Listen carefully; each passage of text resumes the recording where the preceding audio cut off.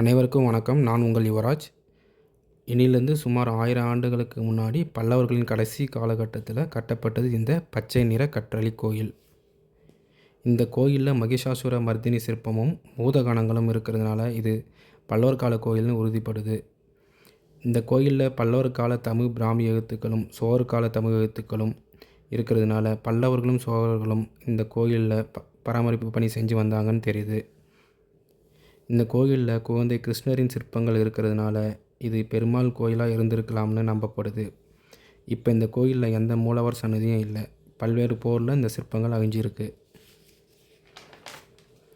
பார்த்திபேந்திரன், சுந்தர சோழர், உத்தமசீலி, உத்தம சோழர், ராஜராஜ சோழர், ராஜேந்திர சோழர், குலோத்துங்க சோழர் என பல்வேறு சோழ பேரரசர்கள் இந்த கோயிலுக்கு நன்கொடை செஞ்சுருக்காங்கன்னு கல்வெட்டில் ஆதாரங்கள் இருக்குது.